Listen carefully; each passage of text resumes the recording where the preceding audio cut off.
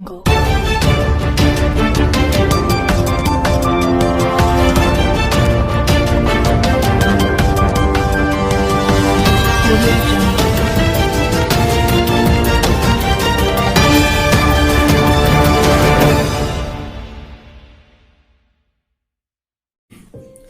ਇਕ ਓੰਕਾਰ ਸ੍ਰੀ ਵਾਹਿਗੁਰੂ ਤੇਰਾ ਸ਼ੁਕਰ ਹੈ। ਧੰਨ ਧੰਨ ਸਾਹਿਬ ਸ੍ਰੀ ਗੁਰੂ ਗ੍ਰੰਥ ਸਾਹਿਬ ਜੀ ਮਹਾਰਾਜ। ਨਾਨਕ ਨਾਮ ਚੜ੍ਹਦੀ ਕਲਾ, ਤੇਰੇ ਭਾਣੇ ਸਰਬੱਤ ਦਾ ਭਲਾ। ਬ੍ਰਹਮ ਕਾਂਸੀ ਅਸਥਾਨ ਸ੍ਰੀਮਾਨ ਸੰਤ ਬਰਿਆਮ ਸਿੰਘ ਜੀ ਮਹਾਰਾਜ, ਬ੍ਰਹਮ ਗਿਆਨੀ ਮਹਾਨ ਪੁਰਖ, ਮਾਤਾ ਸ੍ਰੀਮਾਨ ਮਾਤਾ ਜੀ ਬ੍ਰਹਮ ਗਿਆਨੀ, ਪਿੰਡ ਮੂਲਾ ਸਿੰਘ ਵਾਲਾ, ਭਿੱਖੀ, ਮਾਨਸਾ, ਪੰਜਾਬ। ਕੱਲ ਤਾਰਨ ਗੁਰੂ ਨਾਨਕ ਆਇਆ। ਇਸ ਪਾਵਨ ਪਵਿੱਤਰ ਗੁਰਬਾਣੀ ਦੇ ਬਚਨ ਅਨੁਸਾਰ ਪਲੇਠੇ ਸਤਿਗੁਰੂ ਸ੍ਰੀ ਗੁਰੂ ਨਾਨਕ ਸਾਹਿਬ ਜੀਆਂ ਨੇ ਸਮੇਤ ਸਾਰੇ ਗੁਰੂ ਸਾਹਿਬਾਨ ਅਤੇ ਸ੍ਰੀ ਗੁਰੂ ਗ੍ਰੰਥ ਸਾਹਿਬ ਵਿੱਚ ਮੌਜੂਦ ਭਗਤ ਸਾਹਿਬਾਨ ਜੀ, ਭੱਟ ਸਾਹਿਬਾਨ ਜੀ ਅਤੇ ਸਮੇਂ-ਸਮੇਂ ਸਿਰ ਬ੍ਰਹਮ ਗਿਆਨੀ ਮਹਾਂਪੁਰਖਾਂ ਨੇ ਆਪਣੇ ਜੀਵਨ ਸਫ਼ਰ ਦੇ ਦੌਰਾਨ ਗੁਰਬਾਣੀ ਪ੍ਰਚਾਰ ਦੇ ਮਾਧਿਅਮ ਰਾਹੀਂ ਸਰਬੱਤ ਦੇ ਭਲੇ ਲਈ ਯਤਨਸ਼ੀਲ ਰਹੇ ਅਤੇ ਸਰਬੱਤ ਦਾ ਭਲਾ ਕੀਤਾ। ਮੌਜੂਦਾ ਸਮੇਂ ਗੁਰਗੱਦੀ ਨਸ਼ੀਨ ਪਾਤਸ਼ਾਹ ਸ਼ਬਦ ਜੋਤ ਪ੍ਰਕਾਸ਼ ਸਾਹਿਬ ਸ੍ਰੀ ਗੁਰੂ ਗ੍ਰੰਥ ਸਾਹਿਬ ਜੀ ਗੁਰਬਾਣੀ ਦੇ ਮਾਧਿਅਮ ਰਾਹੀਂ ਹੀ ਦੇਸ਼ ਵਿਦੇਸ਼ ਵਿੱਚ ਸ਼ਰਧਾਲੂ ਸਿੱਖ ਸੰਗਤ ਅਤੇ ਸਰਬੱਤ ਦੇ ਭਲੇ ਦੀ ਅਗਵਾਈ ਕਰ ਰਹੇ ਹਨ। ਇਸ ਸਮੇਂ ਸਾਰੀ ਦੁਨੀਆ ਵਿੱਚ ਕੋਰੋਨਾ ਦਾ ਭਿਆਨਕ ਰੋਗ ਵੱਡੀ ਪੱਧਰ ਤੇ ਪੈਰ ਪਸਾਰ ਰਿਹਾ ਹੈ ਅਤੇ ਸਮੁੱਚੀ ਦੁਨੀਆ ਇਸ ਕਹਿਰ ਤੋਂ ਪੀੜਤ ਅਤੇ ਡਰੀ ਹੋਈ ਹੈ। ਇਸ ਦੇ ਰੋਕਥਾਮ ਅਤੇ ਇਲਾਜ ਲਈ ਹਰ ਵਰਗ ਅਤੇ ਸਮੇਂ ਦੀਆਂ ਸਰਕਾਰਾਂ ਆਪੋ ਆਪਣੇ ਤਰੀਕੇ ਨਾਲ ਯਤਨਸ਼ੀਲ ਹਨ। ਮਿਤੀ 10/4/2020 ਨੂੰ ਸਵੇਰੇ ਅੰਮ੍ਰਿਤ ਵੇਲੇ ਦਾਸ ਨੂੰ ਸ੍ਰੀ ਗੁਰੂ ਗ੍ਰੰਥ ਸਾਹਿਬ ਜੀ ਮਹਾਰਾਜ ਦੇ ਪਾਵਨ ਪਵਿੱਤਰ ਬਾਣੀ ਸੰਗ੍ਰਹਿ ਵਿੱਚੋਂ ਅਤਿਅੰਤ ਸਤਿਕਾਰਯੋਗ ਗੁਰੂਦੇਵ ਸ੍ਰੀ ਰਮਾਇਣ ਪ੍ਰਸਾਦ ਜੀ ਬ੍ਰਹਮ ਗਿਆਨੀ ਅਤੇ ਹੋਰ ਬ੍ਰਹਮ ਗਿਆਨੀ ਮਹਾਨ ਪੁਰਖਾਂ ਦੀ ਅਪਾਰ ਬਖਸ਼ਿਸ਼ ਰਾਹੀਂ ਬਿਲਾਵਲ ਰਾਗ ਵਿੱਚ ਅੰਗ 817 ਤੋਂ ਗੁਰੂ ਬਾਣੀ ਦੀ ਪ੍ਰਾਪਤੀ ਹੋਈ ਹੈ ਅਤੇ ਹੁਕਮ ਹੋਇਆ ਹੈ ਇਹ ਸ਼ਬਦ ਸੰਸਾਰ ਭਰ ਵਿੱਚ ਕੋਰੋਨਾ ਦੀ ਲੜਾਈ ਲੜ ਰਹੇ ਹਰ ਮਨੁੱਖ ਪ੍ਰਾਣੀ ਮਾਤਰ ਤੱਕ ਪਹੁੰਚਾਇਆ ਜਾਵੇ ਅਤੇ ਹਰ ਵਰਗ ਬਿਨਾਂ ਕਿਸੇ ਪ੍ਰਕਾਰ ਦੇ ਵਿਤਕਰੇ ਤੋਂ ਅਤੇ ਹਰ ਸਥਾਨ ਡਿਊਟੀ ਤੇ ਰਹੇ ਕਰਮਚਾਰੀ ਅਤੇ ਘਰਾਂ ਵਿੱਚ ਰਹਿ ਰਹੇ ਮਨੁੱਖ ਪ੍ਰਾਣੀ ਸਾਰੇ ਰਲ ਮਿਲ ਕੇ ਇਸ ਦਾ ਵੱਧੋ-ਵੱਧ ਜਾਪ ਕੀਤਾ ਜਾਵੇ। ਉਪਰੰਤ ਸਰਬੱਤ ਦੇ ਭਲੇ ਅਤੇ ਬਿਮਾਰੀ ਦੇ ਸੰਕਟ ਤੋਂ ਬਚਾਅ ਲਈ ਅਰਦਾਸ ਬੇਨਤੀ ਕਰਨ ਦੀ ਕਿਰਪਾਲਤਾ ਕੀਤੀ ਜਾਵੇ ਜੀ। ਸੰਗਤਾਂ ਵੱਲੋਂ ਜਾਪ ਕਰਨ ਦੇ ਹੁੰਗਾਰੇ ਦੀ ਉਡੀਕ ਵਿੱਚ ਦਾਸਨ ਦਾਸ ਮਨਮੋਹਨ ਸਿੰਘ। ਧਰਮ ਪ੍ਰਚਾਰ ਸਕੱਤਰ ਸ੍ਰੀਮਾਨ ਬਲਵੰਤ ਸਿੰਘ ਜੀ, ਚੇਅਰਮੈਨ। ਸੋ ਹੱਥਲੇ ਪੰਨੇ ਦੇ ਉੱਤੇ ਸ੍ਰੀ ਗੁਰੂ ਗ੍ਰੰਥ ਸਾਹਿਬ ਦਾ ਦਰਸਾਇਆ ਗਿਆ ਸ਼ਬਦ ਮੌਜੂਦ ਹੈ, ਜਿਸ ਦੀ ਇਨ ਭਿੰਨ ਰੂਪ ਵਿੱਚ ਜਾਪ ਕੀਤੇ ਜਾਣ।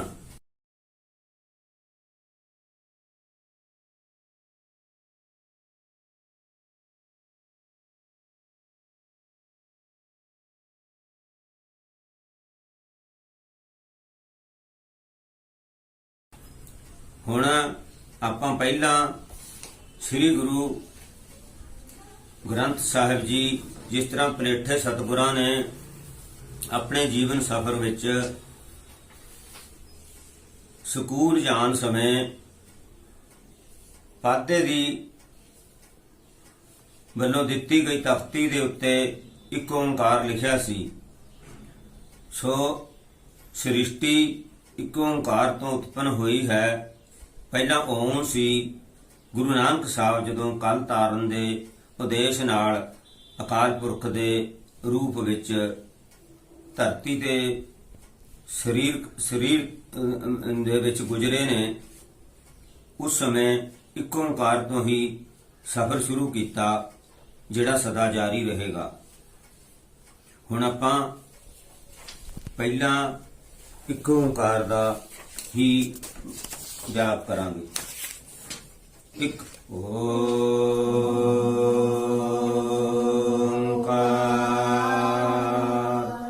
ਇੱਕ ਓੰਕਾਰ,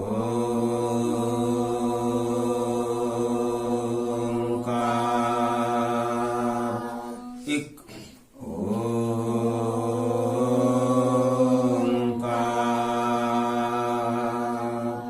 ਇੱਕ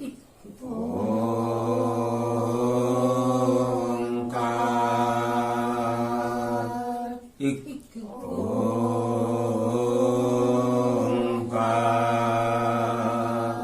ਸੋ ਗੁਰੂ ਘਰ ਦਾ ਮਹਾ ਮੰਤਰ ਇੱਕ ਓੰਕਾਰ ਹੈ। ਇਸ ਵੇਲੇ ਆਪਾਂ ਹੁਣ ਮੂਲ ਮੰਤਰ ਸਾਹਿਬ ਜੀ ਦਾ ਜਾਪ ਸ੍ਰੀ ਗੁਰੂ ਗ੍ਰੰਥ ਸਾਹਿਬ ਵਿੱਚ ਦਰਜ ਇਨ ਭਿੰਨ ਰੂਪ ਵਿੱਚ ਵਾਹਿਗੁਰੂ ਸ਼ਬਦ ਦੇ ਨਾਲ ਲਾ ਕੇ ਉਹ ਜਾਪ ਆਪਾਂ ਕਰਦੇ ਹਾਂ। ਇਕ ਓੰਕਾਰ ਵਾਹਿਗੁਰੂ ਵਾਹਿਗੁਰੂ ਵਾਹਿਗੁਰੂ, ਓੰਕਾਰ ਵਾਹਿਗੁਰੂ ਵਾਹਿਗੁਰੂ ਵਾਹਿਗੁਰੂ, ਵਾਹਿਗੁਰੂ ਵਾਹਿਗੁਰੂ ਵਾਹਿਗੁਰੂ ਵਾਹਿਗੁਰੂ, ਸਤ ਵਾਹਿਗੁਰੂ ਵਾਹਿਗੁਰੂ ਵਾਹਿਗੁਰੂ, ਵਾਹਿਗੁਰੂ ਵਾਹਿਗੁਰੂ ਵਾਹਿਗੁਰੂ ਵਾਹਿਗੁਰੂ, ਨਾਮ ਵਾਹਿਗੁਰੂ ਵਾਹਿਗੁਰੂ ਵਾਹਿਗੁਰੂ, ਵਾਹਿਗੁਰੂ ਵਾਹਿਗੁਰੂ ਵਾਹਿਗੁਰੂ ਵਾਹਿਗੁਰੂ, ਕਰਤਾ ਵਾਹਿਗੁਰੂ ਵਾਹਿਗੁਰੂ ਵਾਹਿਗੁਰੂ, ਵਾਹਿਗੁਰੂ ਵਾਹਿਗੁਰੂ, ਪੁਰਖ ਵਾਹਿਗੁਰੂ ਵਾਹਿਗੁਰੂ ਵਾਹਿਗੁਰੂ, ਵਾਹਿਗੁਰੂ ਵਾਹਿਗੁਰੂ ਵਾਹਿਗੁਰੂ ਵਾਹਿਗੁਰੂ, ਨਿਰਭਉ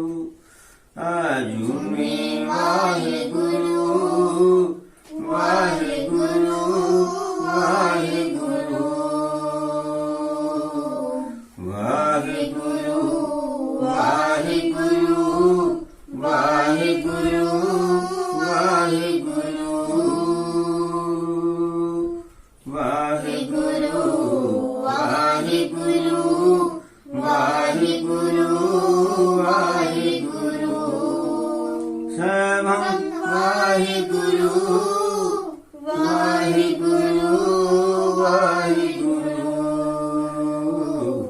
ਵਾਹਿਗੁਰੂ ਵਾਹਿਗੁਰੂ ਵਾਹਿਗੁਰੂ ਵਾਹਿਗੁਰੂ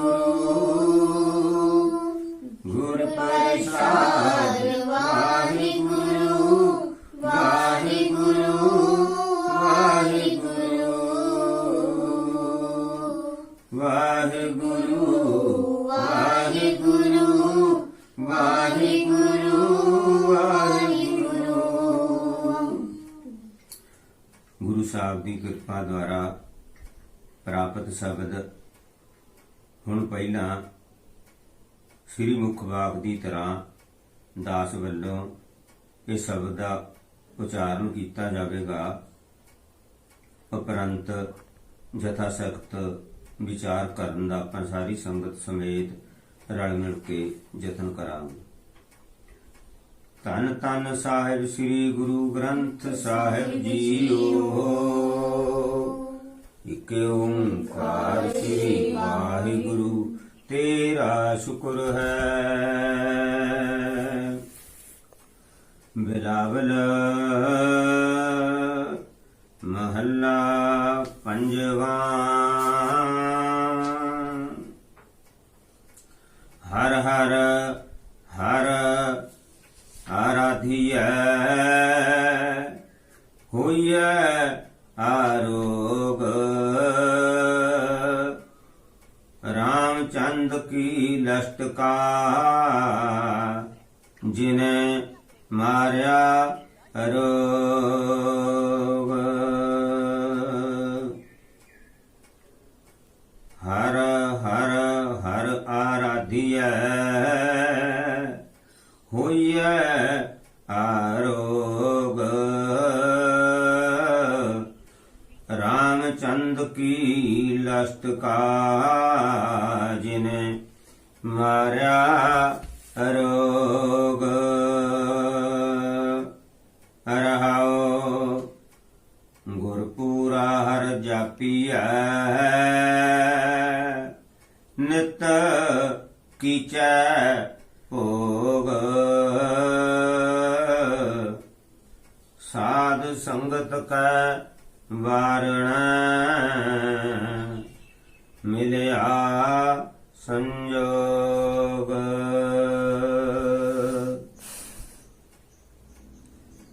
ਜਿਸ ਸਿਮਰਤ ਸੁਖ ਪਾਈਐ ਬਿਨਸੈ ਬਿਯੋਗ। ਨਾਨਕ ਪ੍ਰਭ ਸ਼ਰਣਾਗਤੀ ਕਰਨ ਕਾਰਣ ਜੋਗ। ਜਿਸ ਸਿਮਰਤ ਸੁਖ ਪਾਈਐ ਬਿਨਸੈ ਬਿਯੋਗ। ਨਾਨਕ ਪ੍ਰਭ ਸ਼ਰਣਾਗਤੀ ਕਰਨ ਕਾਰਣ ਜੋਗ। ਸ੍ਰੀ ਵਾਹਿਗੁਰੂ ਜੀ ਕਾ ਖਾਲਸਾ ਸ੍ਰੀ ਵਾਹਿਗੁਰੂ ਜੀ ਕੀ ਫਤਿਹ। ਹੁਣ ਆਪਾਂ ਇਸ ਸ਼ਬਦ ਵਿੱਚ ਸ੍ਰੀ ਗੁਰੂ ਅਰਜਨ ਸਾਹਿਬ ਪੰਜਵੇਂ ਨਾਨਕ ਸਾਨੂੰ ਕੀ ਤਾਕੀਦ ਕਰਦੇ ਨੇ, ਕਿਸ ਤਰ੍ਹਾਂ ਇਸ ਭਿਆਨਕ ਰੋਗ ਦਾ ਟਾਕਰਾ ਕੀਤਾ ਜਾਵੇਗਾ। ਆਪਾਂ ਸ੍ਰੀ ਗੁਰੂ ਗ੍ਰੰਥ ਸਾਹਿਬ ਪਵਿੱਤਰ ਜੀ ਦੀ ਪਵਿੱਤਰ ਹੁਕਮ ਦੇ ਉੱਤੋਂ ਇਹ ਗੱਲ ਵਿਚਾਰ ਸਰਵਣ ਕਰਤੇ ਹਾਂ। ਗੁਰੂ ਸਾਹਿਬ ਨੇ ਬਾਣੀ ਦੇ ਵਿੱਚ ਗੁਰੂ ਗੁਰੂ ਗੁਰੂ ਗੁਰੂ ਗੁਰ ਕਾ ਮਨ ਮੋਰ ਗੁਰੂ ਬਿਨਾ ਨਾਹੀ ਮੈਂ ਹੋਰ ਰੈਪੀਟੀਸ਼ਨ 3 ਵਾਰ ਲਿਖਣਾ, ਬਾਰ-ਬਾਰ 3 ਵਾਰ ਰਿਪੀਟ ਕਰਨ ਦਾ ਅਰਥ ਹੈ ਕਿ ਉਸ ਅਕਾਲ ਪੁਰਖ ਪਰਮਾਤਮਾ ਤੱਕ ਰਟਨ ਕਰਦੇ ਕਰਦੇ ਸਾਡੀ ਪਹੁੰਚ ਹੋ ਜਾਣੀ। ਇਸੇ ਤਰੀਕੇ ਇਸ ਸ਼ਬਦ ਵਿੱਚ ਗੁਰੂ ਸਾਹਿਬ ਨੇ ਹਰ ਹਰ ਹਰ 3 ਵਾਰ ਲਿਖਿਆ ਹੈ, ਜਿਸ ਦਾ ਡੂੰਘਾ ਅਧਿਐਨ ਕਰਨ ਦੇ ਨਾਲ, ਜਿਸ ਦੀ ਆਰਾਧਨਾ ਕਰਨ ਦੇ ਨਾਲ ਮਨੁੱਖੀ ਸਰੀਰ ਨੂੰ ਚਿਮੜੇ ਹੋਏ ਬੇਕਾਰ ਅਤੇ ਭਿਆਨਕ ਰੋਗ ਦੂਰ ਹੋ ਜਾਂਦੇ ਨੇ। ਰਮੇ ਹੋਏ ਰਾਮ ਦੀ ਨਾਮ ਜਪਣ ਦੇ ਨਾਲ, ਨਾਮ ਰੂਪੀ ਲਾਠੀ ਦੇ ਨਾਲ ਤ੍ਰਿਸ਼ਨਾ ਤੇ ਬਿਮਾਰੀ ਰੂਪੀ ਰੋਗ, ਜਿਸ ਤਰ੍ਹਾਂ ਸਰਪ ਮਿਲ ਜਾਵੇ ਤਾਂ ਉਸ ਨੂੰ ਲਾਠੀ ਨਾਲ ਮਾਰਿਆ ਜਾਂਦਾ ਹੈ। ਨਾਮ ਦੀ ਲਾਠੀ ਦੇ ਵਿੱਚ ਐਸੀ ਤਾਕਤ ਹੈ।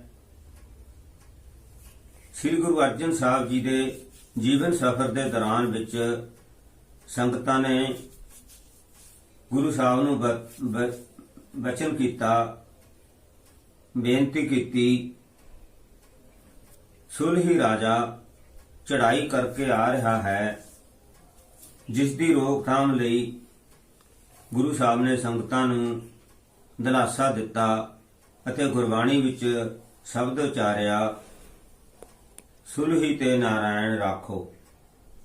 ਹੈ ਨਾਰਾਇਣ, ਸਾਡੀ ਉਸ ਮਹਾਬਲੀ ਨੇ ਜਿਹਨੇ ਨਿਹੱਥਿਆਂ ਦੇ ਉੱਤੇ ਚੜ੍ਹਾਈ ਕੀਤੀ ਹੈ, ਸਾਡੀ ਉਹ ਤੋਂ ਰੱਖਿਆ ਕਰੋ। ਤੋ ਸੰਗਤਾਂ ਨੂੰ ਪਤਾ ਹੈ, ਸੁਲਹੀ ਦਾ ਘੋੜਾ ਡਰ ਕੇ ਪੱਠੇ ਵਿੱਚ ਜਾ ਵੜਿਆ, ਗੁਰੂ ਸਾਹਿਬ ਦਾ ਬਾਲ ਬਾਂਕਾ ਨਹੀਂ ਹੋਇਆ।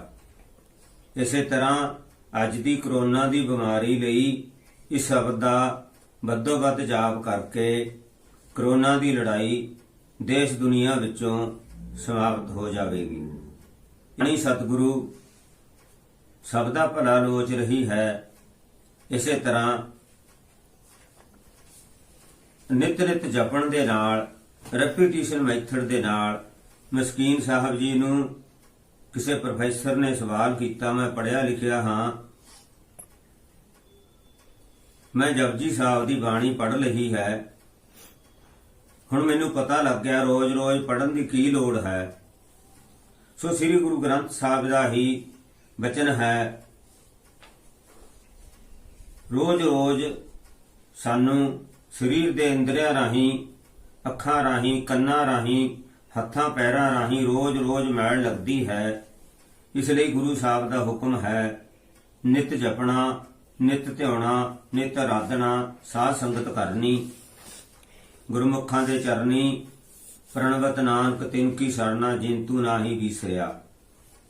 ਜਦੋਂ ਅਸੀਂ ਸਾਧ ਸੰਗਤ ਵਿੱਚ ਰਲਦੇ ਹਾਂ ਤਾਂ ਸਾਡੇ ਸੰਜੋਗ ਭਲੇ ਹੋ ਜਾਂਦੇ ਨੇ। ਸੋ ਆਪਾਂ ਇੱਕ ਧਾਰਨਾ ਪੜ੍ਹੀਏ, ਕਰੇ ਇਸ਼ਨਾਨ ਸਿਮਰ ਪ੍ਰਭ ਆਪਣਾ, ਕਰੇ ਇਸ਼ਨਾਨ ਸਿਮਰ ਪ੍ਰਭ ਆਪਣਾ, ਮਨ ਤਨ ਭਏ ਰੂਪਾ ਜੀ, ਕਿ ਮਨ ਤਨ ਭਏ ਰੂਪਾ ਜੀ, ਕਿ ਮਨ ਤਨ ਭਏ ਰੂਪਾ ਜੀ।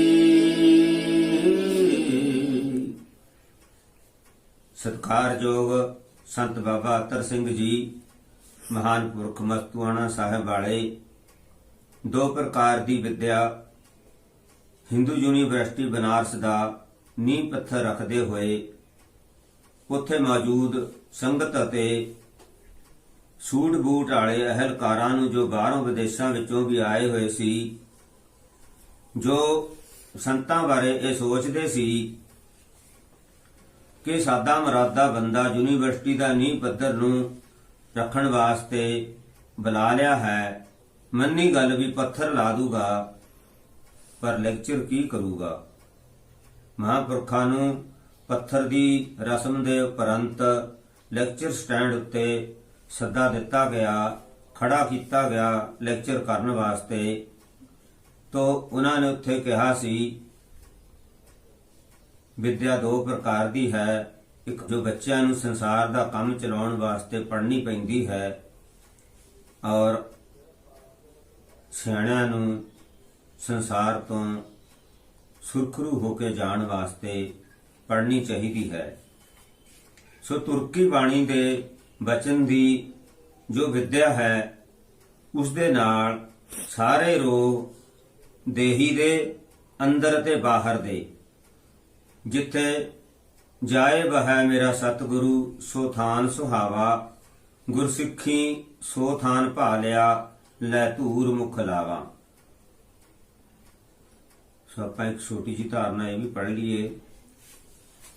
ਜਿੱਥੇ ਜਾਏ ਬਹਿ ਮੇਰਾ ਸਤਿਗੁਰੂ ਸੋ ਥਾਨ ਸੁਹਾਵਾ, ਗੁਰ ਸਿੱਖੀ ਸੋ ਥਾਨ ਪਾਲਿਆ ਲੈ ਤੂਰ ਮੁਖ ਲਾਵਾ।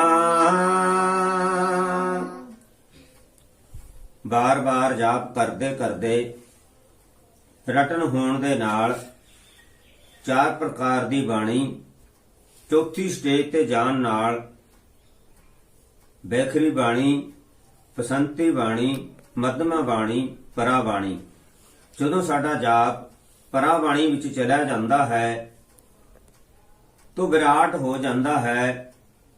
ਲੋਕ ਅਤੇ ਪਰਲੋਕ ਵਿੱਚ ਆਨੰਦ ਹੋਣ ਲੱਗ ਪੈਂਦਾ ਹੈ। ਜਗਿਆਸੂ ਆਨੰਦਿਤ ਰਹਿਣ ਲੱਗ ਜਾਂਦਾ ਹੈ, ਜਿੱਥੇ ਬਿਮਾਰੀ ਪੋ ਨਹੀਂ ਸਕਦੀ, ਜਿੱਥੇ ਕੋਈ ਰੋਗ ਪੋ ਨਹੀਂ ਸਕਦਾ। ਜਿਸ ਪਰਮ ਪਿਤਾ ਪਰਮਾਤਮਾ ਦੀ ਆਰਾਧਨਾ ਕਰਨ ਨਾਲ ਸ੍ਰੀ ਗੁਰੂ ਗ੍ਰੰਥ ਸਾਹਿਬ ਵਿੱਚ ਮੌਜੂਦ ਵੱਖੋ ਵੱਖਰੀਆਂ ਜਾਤੀਆਂ ਦੇ ਭਗਤ ਸਹਿਬਾਨ ਭੱਟ ਸਹਿਬਾਨਾਂ ਨੂੰ ਇੱਕ ਸੂਤਰ ਵਿੱਚ ਸਾਰੇ ਮੌਜੂਦ ਨੇ। ਅਸੀਂ ਸਾਰੇ ਸ੍ਰੀ ਗੁਰੂ ਗ੍ਰੰਥ ਸਾਹਿਬ ਨੂੰ ਨਮਨਾ ਕਰਦੇ ਹਾਂ, ਜਿਹਦੇ ਨਾਲ ਸਾਡਾ ਪਰਮਾਤਮਾ ਨਾਲੋਂ ਵਿਛੜੇ ਹੋਏ ਸੰਜੋਗ ਬਣ ਕੇ ਦੁਬਾਰਾ ਮਿਲ ਪੈਂਦੇ ਹਾਂ। ਪ੍ਰਭੂ ਦੀ ਸ਼ਰਨ ਵਿੱਚ ਜਾਣ ਨਾਲ ਸਾਨੂੰ ਸਮਰੱਥ ਪ੍ਰਭੂ ਦੇ ਦਰਸ਼ਨ ਹੋ ਜਾਂਦੇ ਨੇ, ਜੋ ਸਾਰੀ ਸ੍ਰਿਸ਼ਟੀ ਦਾ ਰਚయిਤਾ ਹੈ। ਸਾਚੇ ਤੇ ਪਵਨਾ ਭਇਆ, ਪਵਨੇ ਤੇ ਜਲ ਹੋਈ, ਜਲ ਤੇ ਤ੍ਰਿਪਵਨ ਸਾਜਿਆ, ਘਟ ਘਟ ਜੋਤ ਸਮੋਈ। ਸਦੋਂ ਸਾਧ ਸੰਗਤ ਜੀਓ, ਆਪਾਂ ਸਾਰਿਆਂ ਨੇ ਰਲ ਮਿਲ ਕੇ ਥੋੜਾ ਮੋਟਾ ਯਤਨ ਕੀਤਾ ਹੈ ਇਸ ਨੂੰ ਸਮਝਾਉਣ ਦਾ। ਹੁਣ ਆਪਾਂ ਇਸ ਦਾ ਲੈਟਰ ਬਾਈ ਲੈਟਰ, ਸ਼ਬਦ ਬਾਈ ਸ਼ਬਦ ਇਸ ਦਾ ਥੋੜਾ ਜਿਹਾ ਵਿਚਾਰ ਕਰਦੇ ਹਾਂ, ਤਾਂ ਜੋ ਪੜਨ ਸੁਣਨ ਵਾਲਿਆਂ ਨੂੰ ਇਸ ਦਾ ਚੌ ਉਮੜ ਪਵੇ ਔਰ ਜਾਪ ਕੀਤਾ ਜਾਵੇ, ਔਰ ਇਸ ਬਿਮਾਰੀ ਤੋਂ, ਕਰੋਨਾ ਦੀ ਬਿਮਾਰੀ ਤੋਂ ਸਰਬੱਤ ਸੰਗਤ ਮਿਲ ਕੇ ਸੰਗਤ ਵਿੱਚ ਪ੍ਰਮਾਤਮਾ ਦਾ ਵਾਸਾ ਹੁੰਦਾ ਹੈ। ਜਦੋਂ ਸਾਰੇ ਆਪਣੋ ਆਪਣੀ ਘਰੇ ਆਵਾਜ਼ਾਂ ਦੇਣਗੇ, ਜਾਪ ਕਰਨਗੇ, ਰੋਮ ਰੋਮ ਰਾਹੀਂ ਵੱਡੀ ਕਮਾਈ ਵਾਲਿਆਂ ਦਾ ਜਾਪ ਜਾਏਗਾ ਸਤਿਗੁਰਾਂ ਦੇ ਪਾਸ, ਤਾਂ ਇਸ ਬਿਮਾਰੀ ਨੂੰ ਠੱਲ ਪੈਣਾ ਯਕੀਨੀ ਹੋ ਜਾਵੇਗਾ। ਬਿਲਾਵਲ ਮਹੱਲਾ ਪੰਜਵਾ। ਹਰ ਹਰ ਹਰ ਆਰਾਧਿਐ, ਹੋਈਐ ਆਰੋਗ।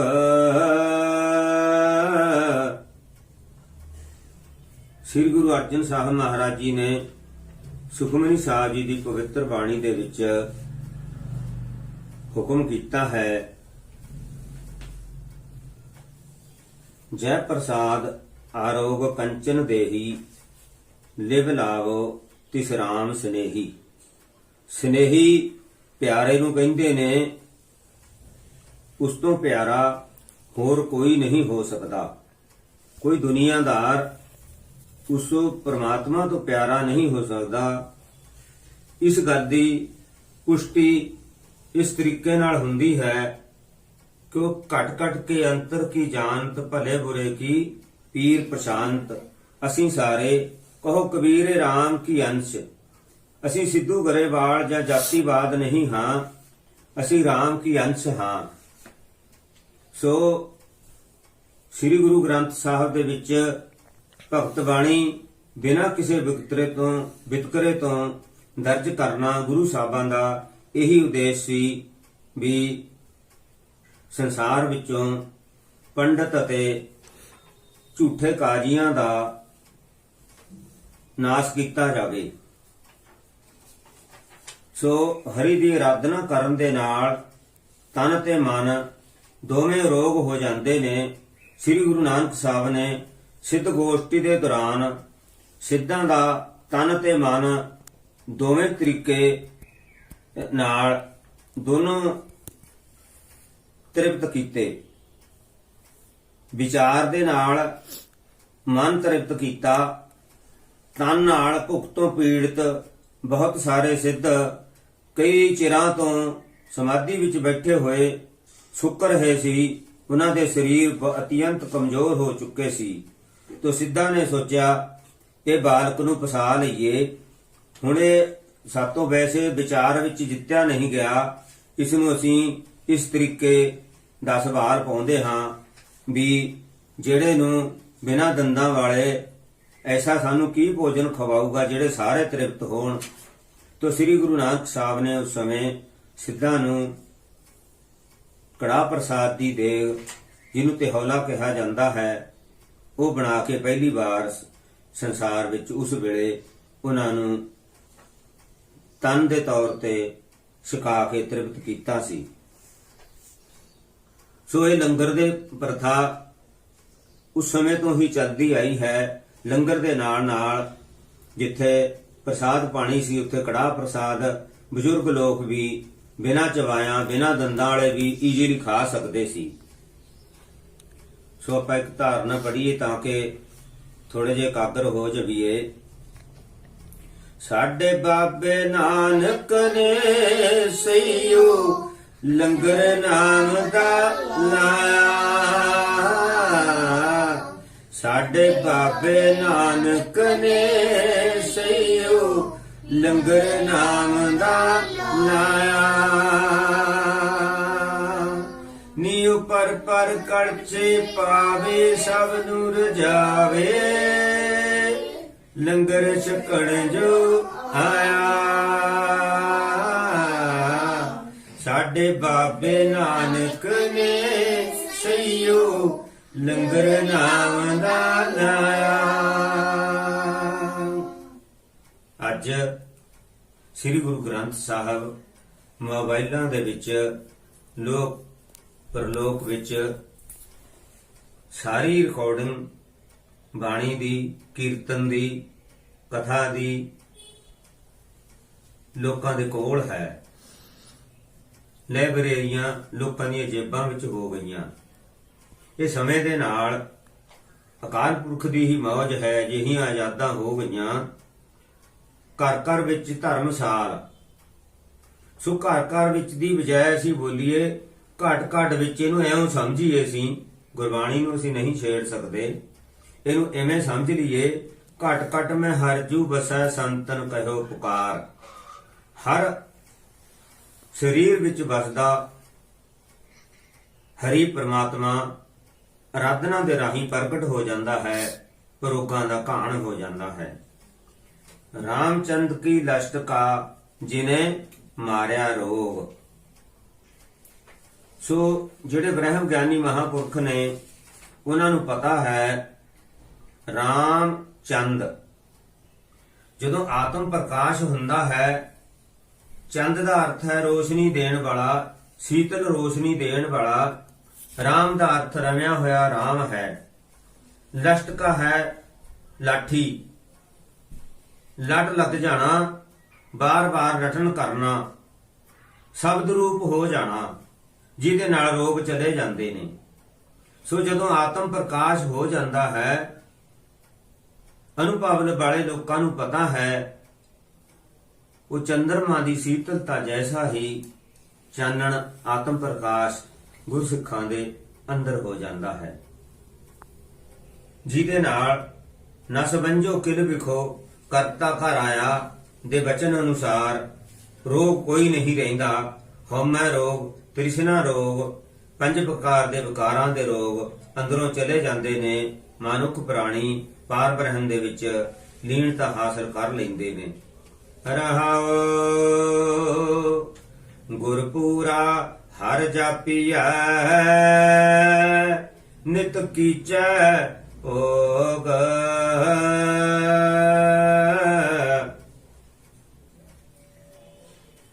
ਪੂਰੇ ਗੁਰੂ ਕੀ ਪੂਰੀ ਦੀਖਿਆ, ਜਿਸੋ ਮਨ ਬਸੈ ਤਿਸੋ ਸਾਚ ਪ੍ਰੀਖਿਆ। ਸੱਚ ਦੇ ਧਾਰਨੀ ਉਹ ਹਿਰਦੇ, ਉਹ ਮਹਾਨ ਪੁਰਖ, ਉਹ ਬ੍ਰਹਮ ਗਿਆਨੀ ਜੀਵਨ ਸਫਰ ਵਿੱਚ ਹੋ ਜਾਂਦੇ ਨੇ, ਜੋ ਇੱਕ ਮਨ ਇੱਕ ਚਿੱਤ ਹਰੀ ਦਾ ਜਾਪ ਜਪਦੇ ਨੇ, ਗੁਰੂ ਬਾਣੀ ਜਪਦੇ ਨੇ। ਨਿਤ ਕੀਚੈ ਭੋਗ ਦਾ ਮਤਲਬ ਹੈ ਆਨੰਦ ਭਿਆ ਮੇਰੀ ਮਾਏ ਸਤਿਗੁਰੂ ਮੈਂ ਪਾਇਆ।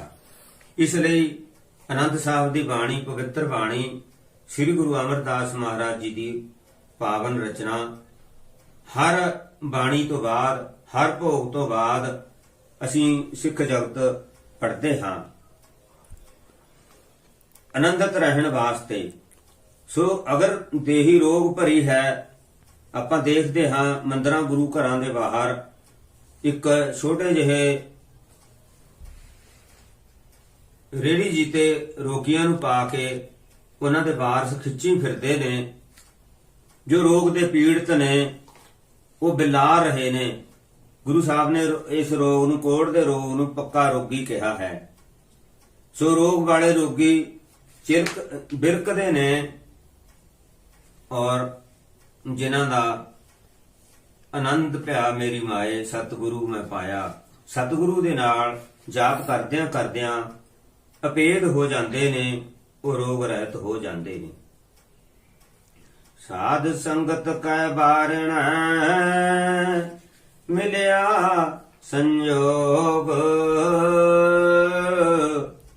ਨਾਨਕ ਵਿਜੋਗ ਮਿਲ ਵਿਛੜਿਆ ਸੰਜੋਗੀ ਮੇਲ। ਤੁਰ ਕਰਮ ਪਾਇਆ ਤੁਧ ਜਿਨ ਕੋ ਸੇ ਨਾਮੈ, ਹਰੀ ਕੇ ਲਾਗੇ ਕਹਿ ਨਾਨਕ ਤੈ ਸੁਖ ਹੋਆ, ਤਿਤ ਕਰੇ ਅਨਹਦ ਬਾਜੇ। ਜਦੋਂ ਭਲੇ ਸੰਜੋਗ ਪ੍ਰਗਟਦੇ ਹੁੰਦੇ ਨੇ,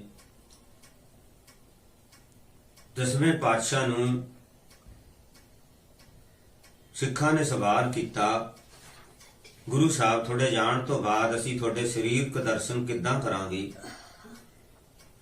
ਤੋ ਗੁਰੂ ਸਾਹਿਬ ਨੇ ਸਿੱਖਾਂ ਨੂੰ ਵਿਸ਼ਵਾਸ ਦਿੱਤਾ, ਜਦੋਂ ਅੰਮ੍ਰਿਤ ਵੇਲੇ ਨਿਤਨੇਮ ਕਰਕੇ ਸ਼ੀਸ਼ੇ ਦੇ ਵਿੱਚ ਤੁਸੀਂ ਆਪਣਾ ਅਕਸ ਦੇਖੋਗੇ ਤਿਆਰ ਬਰ ਤਿਆਰ ਸਿੰਘ ਹੋ ਕੇ, ਤੋ ਉਹ ਮੂੰਹ ਮੇਰਾ ਹੀ ਹੋਵੇਗਾ। ਸੋ ਗੁਰੂ ਘਰ ਦੀ ਇਹ ਰੀਤ ਹੈ, ਚੇਲੇ ਨੂੰ ਗੁਰੂ ਬਣਾ ਦੇਣਾ। ਗੁਰੂ ਨਾਨਕ ਸਾਹਿਬ ਅਤੇ ਬਾਕੀ ਦੀਆਂ 9 ਪਾਤਸ਼ਾਹੀਆਂ ਅਤੇ ਸਮੇਤ ਸ੍ਰੀ ਗੁਰੂ ਗ੍ਰੰਥ ਸਾਹਿਬ ਜੀ ਨੇ ਇਹੀ ਕੰਮ ਕੀਤਾ ਹੈ।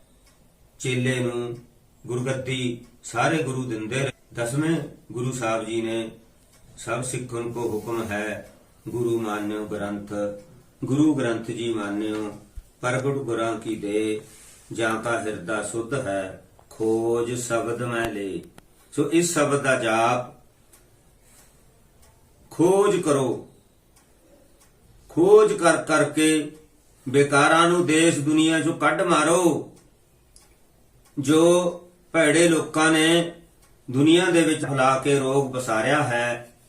ਨਿੱਤ ਆਪਾਂ ਟੀਵੀ ਤੇ ਹੋਰ ਕਈ ਮਾਧਿਅਮ ਰਾਹੀਂ ਇਹ ਗੱਲਾਂ ਸਿੱਖਦੇ ਹਾਂ, ਸਾਡੇ ਕੰਨਾਂ ਵਿੱਚ ਪੈਂਦੀਆਂ ਨੇ। ਕਿਤਨਾ ਘਾਣ ਹੋਇਆ, ਗਊਆਂ ਦੀ ਬੇਅਦਬੀ, ਜਾਨਵਰਾਂ ਦੀ ਬੇਅਦਬੀ ਕਿੰਨੀ ਹੋ ਰਹੀ ਹੈ। ਭੁੱਖੇ ਮਰ ਰਹੇ ਨੇ, ਉਹਨਾਂ ਨੂੰ ਤੜਪਾ ਕੇ ਭੁੰਨ ਕੇ ਖਾਧਾ ਜਾ ਰਿਹਾ ਹੈ। ਸੋ ਉਹਨਾਂ ਵਿੱਚ ਵੀ ਪ੍ਰਮਾਤਮਾ ਬਸਦਾ ਹੈ। ਕਬੀਰ ਸਾਹਿਬ ਨੇ ਗੁਰੂ ਬਾਣੀ ਵਿੱਚ ਹੀ ਕਿਹਾ ਹੈ ਵੀ ਅਗਰ ਸਭ ਜੀਆਂ 'ਚ ਗੁਰੂ ਵਸ ਰਿਹਾ ਹੈ ਤਾਂ ਮੁਰਗੀ ਦੀ ਗਰਦਨ ਮਰੋੜ ਕੇ ਕਿਉਂ ਖਾਧੀ ਜਾਂਦੀ ਹੈ ਬਈ, ਤੋ ਕਿਉਂ ਮੁਰਗੀ ਮਾਰਾ। ਸੋ ਇਸੇ ਤਰ੍ਹਾਂ ਅਸੀਂ ਉਹ ਚੀਜ਼ ਸਕੀਏ ਜੋ ਸ੍ਰੀ ਗੁਰੂ ਗ੍ਰੰਥ ਸਾਹਿਬ ਜੀ ਅੱਗੇ ਅਰਦਾਸ ਕੀਤੀ ਜਾਂਦੀ ਹੈ, ਉਹਦੇ ਨਾਲ ਸਾਡੇ ਸੰਯੋਗ ਭਲੇ ਰਹਿਣਗੇ। ਜੋ ਸ੍ਰੀ ਗੁਰੂ ਗ੍ਰੰਥ ਸਾਹਿਬ ਜੀ ਅੱਗੇ ਪਰੋਸਿਆ ਨਹੀਂ ਜਾਂਦਾ, ਜੋ ਸਾਡਾ ਇਸ਼ਟ ਨਹੀਂ ਖਾਂਦਾ, ਜੋ ਧੁਰ ਕੀ ਬਾਣੀ ਨੂੰ ਪ੍ਰਵਾਨ ਨਹੀਂ ਹੈ, ਐਸਾ ਭੋਜਨ ਅਸੀਂ ਕਿਉਂ ਖਾਂਦੇ ਹਾਂ। ਸੋ ਇਸ ਵਿੱਚ ਨਸ਼ਾ ਪਾਉਣਾ ਅਤੀ ਮਾੜੇ ਭਾਗਾਂ ਦੀ ਨਿਸ਼ਾਨੀ ਹੈ। ਗੁਰੂ ਸਾਹਿਬ ਨੇ ਕਦੇ ਜਾਂ ਗੁਰੂ ਘਰ ਵਿੱਚ ਅੱਜ ਤੱਕ ਕਦੇ ਆਪਾਂ ਇਹ ਨਹੀਂ ਸੁਣਿਆ ਆਪ ਦੇ ਹਜ਼ੂਰ ਬੱਕਰੇ ਦੀ ਅਰਦਾਸ, ਆਪ ਦੇ ਹਜ਼ੂਰ ਬੋਤਲ ਦੀ ਅਰਦਾਸ, ਆਪ ਦੇ ਹਜ਼ੂਰ ਮੀਟ ਦੀ ਅਰਦਾਸ ਕਦੇ ਨਹੀਂ ਸੁਣਿਆ। ਸੋ ਕੜਾਹ ਪ੍ਰਸਾਦ ਦੀ ਅਰਦਾਸ, ਇੱਟਾਂ ਦੀ ਅਰਦਾਸ, ਲੋਹੇ ਦੀ ਅਰਦਾਸ, ਬਿਲਡਿੰਗਾਂ ਦੀ ਅਰਦਾਸ, ਕਾਰਾਂ ਟਰੱਕਾਂ ਦੀ ਅਰਦਾਸ, ਜੋ ਲੋਕ ਅਕਸਰ ਲੋਹੜੀ ਦੀਆਂ ਵਸਤਾਂ ਉੱਥੇ ਚੜਾਉਂਦੇ ਨੇ, ਜਾ ਕੇ ਗੁਰੂ ਸਾਹਿਬ ਨੂੰ ਡੋਨੇਟ ਕਰਦੇ ਨੇ, ਸਮਰਪਿਤ ਕਰਦੇ ਨੇ ਆਪਣੀ ਨੇਕ ਕਮਾਈ ਦੇ ਵਿੱਚੋਂ, ਉਹ ਚੀਜ਼ਾਂ ਆਪਾਂ ਨੂੰ ਵਰਤਣ ਵਾਸਤੇ ਬੇਅੰਤ ਮਿਲੀਆਂ ਹੋਈਆਂ ਨੇ। ਜਿਸ ਪਰਮਾਤਮਾ ਦੀ ਆਰਾਧਨਾ ਕਰਨ ਦੇ ਨਾਲ ਸੰਜੋਗ ਬਣਦੇ ਨੇ, ਉਹ ਸਾਨੂੰ ਜ਼ਰੂਰ ਕਰਨੀ ਚਾਹੀਦੀ ਹੈ। ਜਿਸ ਸਿਮਰਤ ਸੁਖ ਪਾਈਆ, ਬਿਨਸੈ ਬਿਯੋਗ। ਜਿਸ ਪਰਮਾਤਮਾ ਦੀ ਆਰਾਧਨਾ ਕਰਨ ਦੇ ਨਾਲ ਵਿਛੋੜਾ ਦੂਰ ਹੋ ਜਾਂਦਾ ਹੈ। ਵਿਛੋੜਾ ਕੀ ਹੈ? ਪਰਮਾਤਮਾ ਤੋਂ ਵਿਛੜ ਕੇ 84 ਲੱਖ ਜੂਨ ਦਾ ਭਰਮਣ ਹੈ।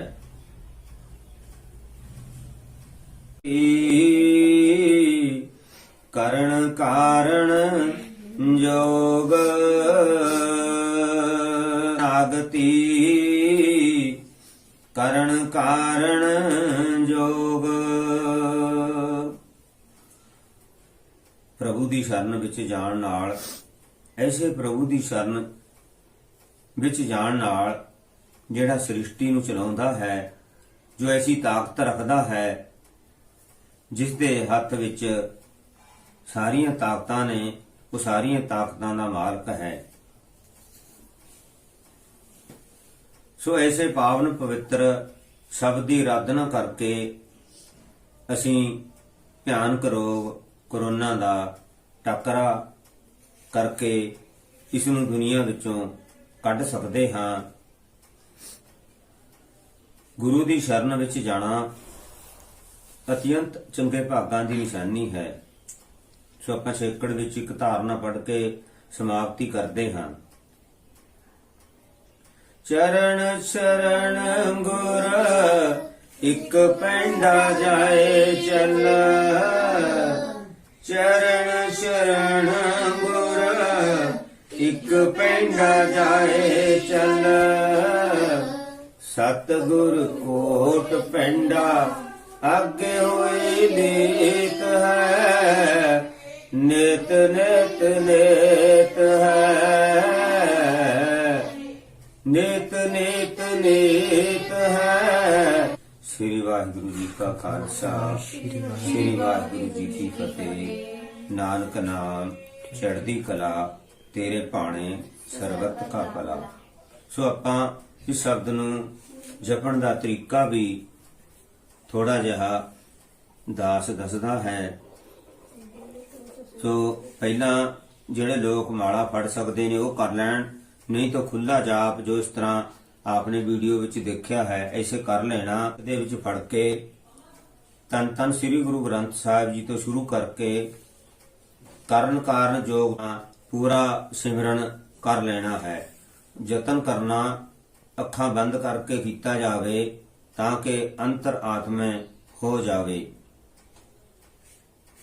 ਆਗਿਆ ਸਹਿਤ ਔਰ ਫਿਰ ਮੁੜ ਸੰਗਤਾਂ ਵੱਲੋਂ ਸ਼ਬਦ ਦੇ ਜਾਪ ਕਰਨ ਦੇ ਹੁੰਗਾਰੇ ਦੀ ਉਡੀਕ ਵਿੱਚ ਆਪ ਦਾ ਦਾਸ ਦਾਸਨ ਦਾਸ ਮਨਮੋਹਨ ਸਿੰਘ। ਸ੍ਰੀ ਵਾਹਿਗੁਰੂ ਜੀ ਕਾ ਖਾਲਸਾ, ਸ੍ਰੀ ਵਾਹਿਗੁਰੂ ਜੀ ਕੀ ਫਤਿਹ।